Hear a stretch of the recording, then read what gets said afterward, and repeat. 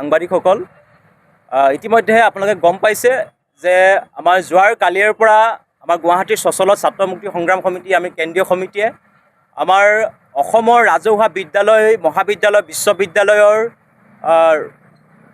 তথা অসমৰ ৰাজহুৱা শিক্ষাখণ্ডৰ ৰক্ষাৰ সংকল্পৰে আৰু ৰাজ্যখনৰ যিগৰাকী অকমন্য অপদাৰ্থ আমাৰ শিক্ষামন্ত্ৰী আছে ডাক্তৰ ৰণোজ পেগু, তেখেতৰ পদত্যাগৰ দাবীত আমি অবিৰত অনিৰ্দিষ্টকালীন আচলতে অৱস্থান ধৰ্মঘট কাৰ্যসূচী আমি ৰূপায়ণ কৰি আছিলোঁ।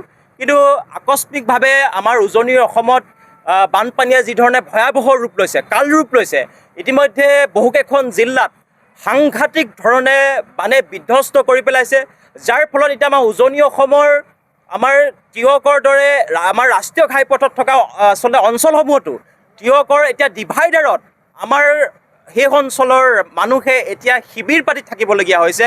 মানুহৰ শিবিৰ পাতি স্থাপন কৰিবলৈও ঠাই নোহোৱা হৈছে। গতিকে এনে পৰিস্থিতিত আমি বানাক্ৰান্তৰ ৰাইজৰ লগত, বানাক্ৰান্তৰ ৰাইজৰ পক্ষত থকাৰ কাৰণে আমি এটা অসমৰ দায়বদ্ধ সংগঠন হিচাপে আমি এই মুহূৰ্তত এই বিপদৰ সময়ত আমি বানাক্ৰান্ত ৰাইজৰ পক্ষত থকাৰ কাৰণে সিদ্ধান্ত গ্ৰহণ কৰিছোঁ। কিন্তু তাৰমানে আজিৰ দিনটোত আজি আমাৰ ধৰ্মঘট সাময়িকভাৱে স্থগিত কৰিছোঁ। তাৰমানে এইটো নহয় যে আমি গোটেই মূল আমাৰ বিষয়টোৰ পৰা আমি আঁতৰি অহা নাই। আমি ক'ব বিচাৰিছোঁ, আমাৰ যিধৰণে অসমৰ ৰাজহুৱা শিক্ষাখণ্ডটো বৰ্তমান বিজেপি চৰকাৰে ব্যক্তিগতকৰণ কৰি পৰ্যায়ক্ৰমে পুঁজিপতিৰ হাতত যি গতাই দিয়াৰ যিটো চক্ৰান্ত চলাই আছে, এই চক্ৰান্তৰ বিৰোধিতাৰে আমি এই প্ৰতিবাদ সাব্যস্ত কৰিছিলোঁ।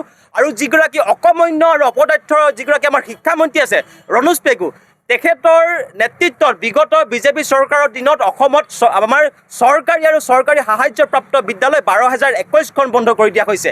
এতিয়ালৈকে 30 লাখ 32টা শিক্ষকৰ পদ খালী হৈ আছে।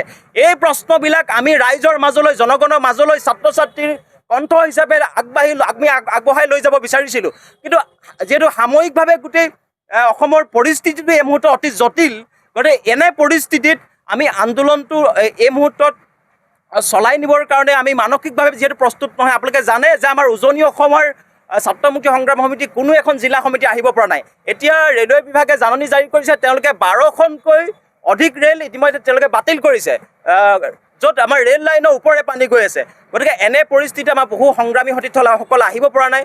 আমাৰ অসমৰ বিভিন্ন প্ৰান্তৰ ৰাইজৰ লগতে আমাৰ সতীৰ্থসকলৰ এতিয়া বানে যথেষ্ট ক্ষতি কৰিছে।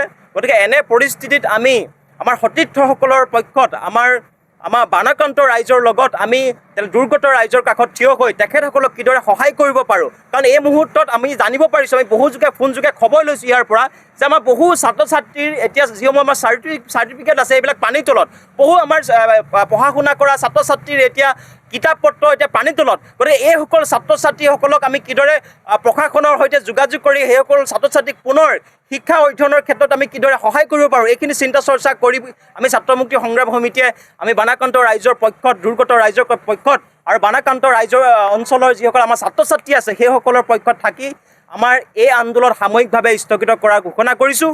তাৰ মানে এইটো নহয় যে আমি ৰণোজ পেগুৰ পদত্যাগৰ দাবী উঠাই লৈছোঁ। আমি ৰণোজ পেগুৰ পদত্যাগৰ দাবী আমি সেইদিনাখনলৈ কৰিম যিদিনাখনলৈকে অসমত 30,32টা শিক্ষকৰ পদ পূৰণ নহ'ব। সেইদিনাখনলৈকে আমি ৰণোজ পেগুৰ পদত্যাগৰ দাবী আমি কৰি থাকিম।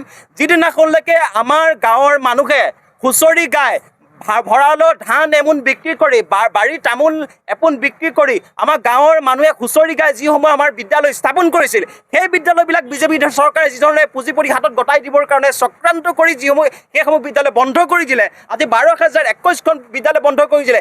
সেই বিদ্যালয়সমূহ কিদৰে যেতিয়ালৈকে পুনৰ জীৱন্ত কৰি নুতুলিব সেই পৰ্যন্ত আমাৰ ছাত্ৰ মুক্তি সংগ্ৰাম সমিতিৰ সংগ্ৰাম স্থবিৰ নহয়। আমাৰ সংগ্ৰাম শক্তিশালী হ'ব। অনাগত দিনত যেতিয়ালৈকে আমাৰ বান পৰিস্থিতি স্বাভাৱিক হ'ব, পুনৰ আমি ছাত্ৰ মুক্তি সংগ্ৰাম সমিতিয়ে আমাৰ কাৰ্যনিৰ্বাহক সিদ্ধান্ত অনুসৰি আমি গুৱাহাটীত আমি ডাক্তৰ ৰণোজ পেগুৰ পদত্যাগৰ দাবীৰে আমি বিশাল গণতান্ত্ৰিক প্ৰতিবাদী কাৰ্যসূচী ৰূপায়ণ কৰিম। এই কথা আমি আজিৰ দিনটোত ঘোষণা কৰিব বিচাৰিছোঁ। আৰু একে সময়তে আমি আজিৰ দিনটোত ছাত্ৰ মুক্তি সংগ্ৰাম সমিতিয়ে এটা কথা অনুভৱ কৰিছোঁ, কাৰণ সামগ্ৰিকভাৱে ৰাজ্যখনৰ এতিয়া যিটো বান পৰিস্থিতি, এই বান পৰিস্থিতিৰ সময়ত এতিয়া নৰেন্দ্ৰ মোদীৰ এটা ফোন কলো অসমৰ মুখ্যমন্ত্ৰীগৰাকীলৈ অহা নাই। এই মুহূৰ্তলৈকে যিগৰাকী দেশৰ গৃহমন্ত্ৰী অমিত শ্বাহ, সেই অমিত শ্বাহৰ এটা ফোন কল আমাৰ অসমৰ বান পৰিস্থিতিৰ খবৰ ল'বৰ কাৰণে এটা ফোন কল মুখ্যমন্ত্ৰীগৰাকীলৈ অহা নাই। গতিকে এইখিনি পৰিস্থিতিত যি সময়ত নিৰ্বাচনৰ সময়ত বাৰম্বাৰ অসমলৈ আহে, অসমলৈ ফোন কৰি তেওঁলোকে প্ৰত্যেকটো ক্ষেত্ৰত বিভিন্ন ধৰণৰ আমাৰ প্ৰলোভন দিয়া হয়, কিন্তু অসমৰ ৰাইজ এই মুহূৰ্তত বানত ডুব গৈ আছে, কিন্তু নৰেন্দ্ৰ মোদীৰ এটা ফোন কৰিবলৈ সময় নাই। অসমৰ ৰাইজ এতিয়া অসমত বানপানীত কম্পকাই আছে, এই মুহূৰ্তত গৃহমন্ত্ৰী অমিত শ্বাহৰ খবৰ ল'বলৈ এটা বিশেষ পদক্ষেপ লোৱা আমি দেখি পোৱা নাই। যি সময়ত যোৱা দুদিনত চৰকাৰী তথ্য অনুসৰি এই মুহূৰ্তত আমাৰ উজনি অসমত বানত প্ৰায় 10জনতকৈ অধিক লোকৰ মৃত্যু হৈছে, কিন্তু এই মুহূৰ্তলৈকে চৰকাৰে যি ধৰণৰ পৰ্যাপ্ত এটা ব্যৱস্থা নাৱৰ ব্যৱস্থা কৰিব লাগে, পৰ্যাপ্ত যিটো খাদ্য সামগ্ৰীৰ ব্যৱস্থা কৰিব লাগে, পৰ্যাপ্ত যিমান শিশু খাদ্যৰ ব্যৱস্থা কৰিব লাগে, পৰ্যাপ্ত পৰিমাণে যিমান ধৰণৰ তাত চিকিৎসা শিবিৰ আচলতে দিব লাগে, সেই পৰিমাণত দিয়া নাই বুলি আমাৰ হাতলৈ খবৰ আহিছে। গতিকে আমি ৰাজ্যখনৰ যিগৰাকী মুখ্যমন্ত্ৰী আছে, মুখ্যমন্ত্ৰীগৰাকীক ক'ব বিচাৰিছোঁ, আপোনালোকে কেৱল নিৰ্বাচনৰ সময়ত আমাৰ গাঁও অঞ্চলৰ মানুহবিলাকক যিধৰণে আপোনালোকে আবুৱা বাৰী দিয়ে, প্ৰলোভন দিয়া হয়, কিন্তু এই সময়খিনিত এই বানে বিধ্বস্ত কৰা এই সময়খিনিত আমাৰ দুৰ্গত অঞ্চলৰ ৰাজ্যক প্ৰত্যেকটো ক্ষেত্ৰতে আচলতে সহযোগিতা কৰিবৰ কাৰণে আমি চৰকাৰক দাবী উত্থাপন কৰিছোঁ।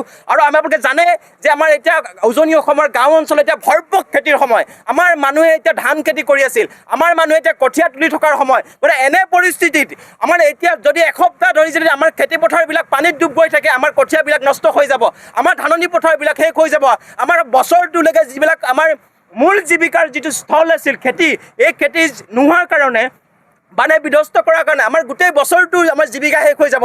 গতিকে সেইকাৰণে আমি চৰকাৰক এতিয়াই দাবী উত্থাপন কৰিছোঁ যে যিমানবোৰ আমাৰ বানে বিধ্বস্ত কৰা গাঁও আছে, যিমানবোৰ বানে বিধ্বস্ত কৰা অঞ্চলৰ গাঁৱৰ ৰাইজক ক্ষতি হৈছে, প্ৰত্যেকগৰাকী মানুহক উপযুক্ত পৰিমাণে ক্ষতিপূৰণ দিবৰ কাৰণে আমি ছাত্ৰ মুক্তি সংগ্ৰাম সমিতিয়ে দাবী উত্থাপন কৰিছোঁ। আৰু যদি এইখিনি দায়বদ্ধতা যদি হিমন্ত বিশ্ব শৰ্মাই চৰকাৰে পালন নকৰে, তেতিয়া হিমন্ত বিশ্ব শৰ্মা চৰকাৰক আমি শান্তিৰে চৰকাৰ চলাবলৈ নিদিম। এই কথা আমি ছাত্ৰ মুক্তি সংগ্ৰাম সমিতিয়ে আজি প্ৰতিবাদস্থলীৰ পৰা আমি সকিয়নি প্ৰদান কৰিছোঁ। আৰু আমি ঘোষণা কৰিব বিচাৰিছোঁ যে আমাৰ যিসমূহ দাবীক লৈ আমি অনিৰ্দিষ্টকালীন ধৰ্মঘট কাৰ্যসূচী আমি ৰূপায়ণ কৰিছিলোঁ, আজি আমি সাময়িকভাৱে স্থগিত কৰিছোঁ। অনাগত দিনত আমাৰ অসমৰ ৰাজহুৱা শিক্ষা খণ্ড বচাবৰ কাৰণে কেৱল আমি ছাত্ৰ মুক্তি সংগ্ৰাম সমিতিয়ে নহয়, কেৱল অসমৰ প্ৰত্যেকটো ছাত্ৰ সংগঠনে নহয়, অসমৰ প্ৰত্যেকগৰাকী বুদ্ধিজীৱী সচেতন মানুহ আৰু লগতে অসমৰ সাংবাদিক, আমাৰ সন্মানীয় সাংবাদিকসকলকো আমি অনুৰোধ জনাইছোঁ যে আমি ৰাজহুৱা শিক্ষা খণ্ডটো লাহে লাহে বিজেপি চৰকাৰে ব্যক্তিগতকৰণ কৰি পৰ্যায়ক্ৰমে পুঁজিপতি হাতত গতাই দিবৰ কাৰণে তেওঁলোকে চক্ৰান্ত কৰি আছে। গতিকে এই চক্ৰান্ত আমি উফৰাব লাগিব। আমি সকলোৱে ঐক্যবদ্ধভাৱে এই চক্ৰান্ত উফৰাব পাৰিলেহে আমি অসমৰ ৰাজহুৱা খণ্ডৰ শিক্ষানুষ্ঠানবিলাক বচাব পাৰিম। গতিকে সকলোকে আমাৰ ৰাজহুৱা খণ্ডৰ শিক্ষানুষ্ঠানবিলাক বচাবৰ কাৰণে সকলোৱে ঐক্যবদ্ধ হ'বৰ কাৰণে সকলোকে সংকল্পবদ্ধ হ'বৰ কাৰণে আমি ছাত্ৰ মুক্তি সংগ্ৰাম সমিতিয়ে অনুৰোধ জনাইছোঁ। ইতিমধ্যে খবৰ পাইছোঁ যে যিসমূহ বানে বিধ্বস্ত কৰা আমাৰ জিলা আছে, অঞ্চল আছে, সেইসমূহ অঞ্চলত এতিয়াও বহু মানুহ বহু গাঁৱৰ ভিতৰত আবদ্ধ হৈছে। চৰকাৰে প্ৰশাসনে এতিয়ালৈকে SDF NDRFৰ বাহিনীৰ যিখিনি পৰ্যাপ্ত তাত তেওঁলোকে বাহিনী ব্যৱস্থা কৰিব পাৰিব লাগিছিল, উদ্ধাৰ কৰিবৰ কাৰণে যিখিনি তেওঁলোকে প্ৰয়োজনীয় তাত তেওঁলোকৰ ব্যক্তি নিয়োগ কৰিব লাগিছিল, সেইখিনি এই মুহূৰ্তলৈকে নিয়োগ কৰিব পৰা নাই। এতিয়া বহু মানুহে এমুঠি ভাতৰ কাৰণে আচলতে এগিলাচ পানীৰ কাৰণে হাহাকাৰ কৰি থাকিবলগীয়া হৈছে। কিন্তু চৰকাৰে যি সময়ত কৈ থাকে যে তেওঁলোকে উন্নয়ন আৰু বিকাশে আচলতে শিখৰ স্পৰ্শ কৰিছে, কিন্তু পৰিতাপৰ কথা এতিয়া বানত ককবকাই থকা যি দুদিন পাৰ হৈ গ'ল, বহু মানুহে এতিয়া তেওঁলোকে নিজৰ ঘৰটো সপোনৰ ঘৰটো ডুবি আছে, তেওঁলোকে শিবিৰ এটা থাকিবৰ কাৰণে তেওঁলোকে ঠাই পোৱা নাই, যাৰ কাৰণে আমাৰ মানুহে ৰাষ্ট্ৰীয় ঘাইপথৰ ডিভাইডাৰত শিবিৰ পাতি থাকিবলগীয়া হৈছে, আচলতে মথাউৰিত শিবিৰ পাতি থাকিবলগীয়া হৈছে। চৰকাৰৰ কেৱল অব্যৱস্থাপনাৰ কাৰণে আমি ক'ব বিচাৰিছোঁ চৰকাৰক যে বানাক্ৰান্তত আচলতে দুৰ্গত প্ৰতিগৰাকী মানুহক এই মুহূৰ্তত যি পৰিমাণে সহযোগিতা কৰিব পাৰে সেই পৰিমাণে সহযোগিতা কৰিবৰ কাৰণে আমি দাবী উত্থাপন কৰিছোঁ। একে সময়তে চৰকাৰক আমি দাবী উত্থাপন কৰিছোঁ, আমাৰ অসমৰ মানুহে যুগ যুগ ধৰি এটা কথা আমি দাবী কৰি আহিছোঁ, আমি ছাত্ৰ মুক্তি সংগ্ৰাম সমিতিয়ে দাবী কৰি আহিছোঁ যে অসমৰ বান আৰু গৰাখহনীয়া সমস্যাক ৰাষ্ট্ৰীয় সমস্যা হিচাপে ঘোষণা কৰিব লাগে। কিন্তু বিজেপি চৰকাৰক আমি দেখিবলৈ পাওঁ যে বানৰ সময়ত তেওঁলোকে বিভিন্ন ধৰণৰ কথা কয়, কিন্তু আচলতে বানপানীৰ আমাৰ প্ৰকৃত সমস্যাটোক তেওঁলোকে যে ৰাষ্ট্ৰীয় সমস্যা ৰূপে ঘোষণা কৰিব লাগে এই কথা তেওঁলোকে কেতিয়াও আচলতে ইচ্ছা প্ৰকাশ নকৰে। কিন্তু আমি দেখিবলৈ যাওঁ যে আমাৰ অসমৰ মানুহৰ যদি বাৰীৰ পিছফালে যদি তেল ওলায়, সেই তেলৰ মালিক আজি কেন্দ্ৰীয় চৰকাৰ।